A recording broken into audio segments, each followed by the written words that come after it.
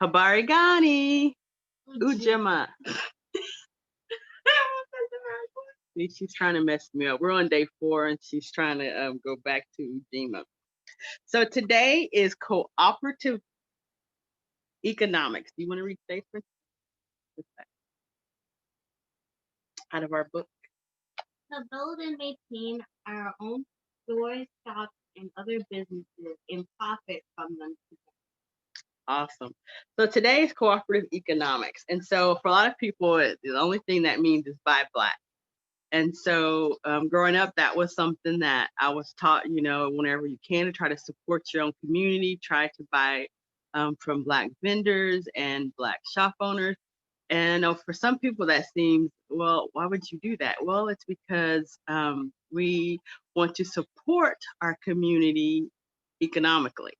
And so the best way we can do that is with our dollars. But there are other ways we can do that. And so I kind of want to highlight that as well when we talk about cooperative economics. If you have a friend that has a business, refer them. That supports them. That's cooperative economics. If they have social media, support them on there. Like, comment, share their pages. Those are also ways to do cooperative economics in addition to purchasing from their businesses as well. So I want us to broaden our thinking in terms of what we think cooperative economics is, because a lot of the businesses, they're going to not have the same start that some of the other businesses do in other communities. And so we need to be creative, which we're going to talk about in another principle, another day, on how we support our Black businesses and our Black shop owners. So that is cooperative economics. And so the oil that I picked for cooperative economics is wild orange. And this one we love, don't we? It's just, wild orange makes me happy. When I smell it, it's like a breath of fresh air. So why did I pick wild orange? So wild orange I picked because it is known as the oil of abundance. I just want to remind you real quick, because this is the first day you've been with us. We're using the 7 Days of Kwanzaa book, and we're also using Emotions and Essential Oils book.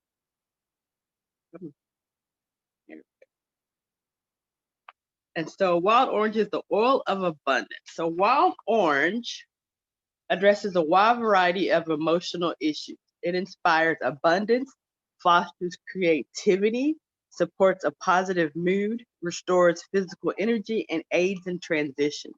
Wild orange also reconnects individuals with their inner child and brings spontaneity, fun, joy, and playfulness into one's life. That's what I think I get when I smell it. At its core, wild orange teaches the true meaning of abundance. It encourages individuals to let go of scarcity mindset with all of their manifestations, including fear, nervousness, inflexibility, workaholism, lack of humor, and the belief that there is not enough. Wild orange reminds the soul of the limitless supply found in nature.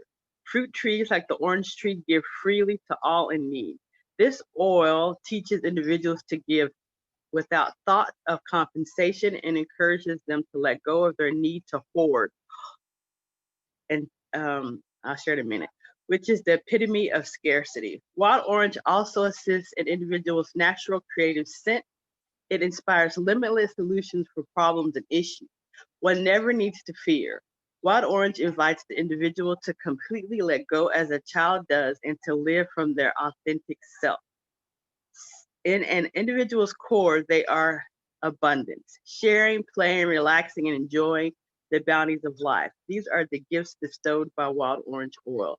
So wild orange looks to move us from emotions of scarcity over serious, rigid, dull, workaholism, low energy, discouraged, hoarding, and envy, and move toward abundant, humorous, playful, generous, spontaneous, creative, and enjoying life. Now I want to share right quick something with this, because this hits home. So we are looking at cooperative economics, but one of the things too that this oil helps with is something that I've struggled with it a lot of years, and it's the one where we feel like we have a scarcity mindset.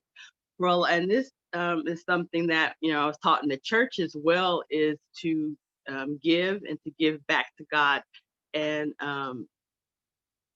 that means to tithe. And so I'm not here to preach about whether you should tithe or not, but this is a personal testimony in terms of when you hold on to what you have and you hold on so tight and you're always fearful that you won't have enough, then you're not giving like we're supposed to be, or how we're taught to give.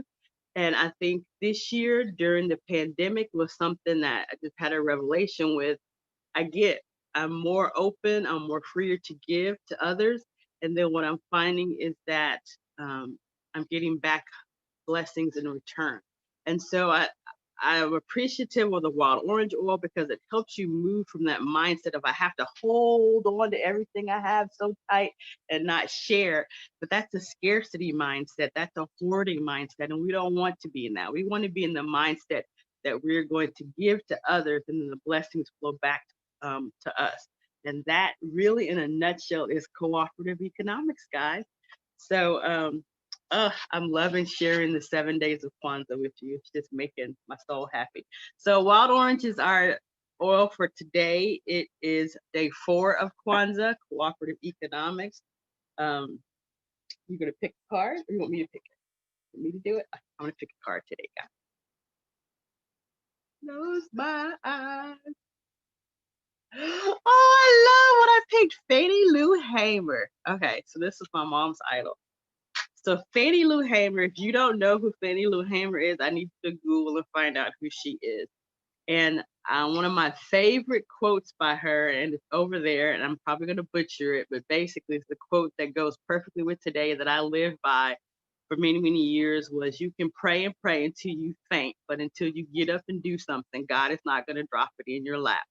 I probably paraphrased it a little bit, but that's basically it. So I would get so annoyed when people would be like, oh, please, please give me, give me, give me. But you need to do your part, people. So let's see what learn about Fannie Lou Hamer. So she was a voting rights activist, civil rights leader, and philanthropist. She worked for the Student Nonviolent Coordinating Committee, or SNCC, and she helped poor and needy families in her Mississippi community. She was vice chair of the Mississippi Freedom Democratic Party. She was elected as a National Democratic Party delegate in 1972. She died on March 14th of 1977, and according to the New York Times, none of us would be here where we are today had she not been here then. So her life actually was cut very short. She didn't have any kids. And you can Google and find out more about her life, but I really encourage you to. This is a she wrote in our family, Fannie Lou Hamer. So that is day 4, cooperative economics. Thank you, Mama. Harambe.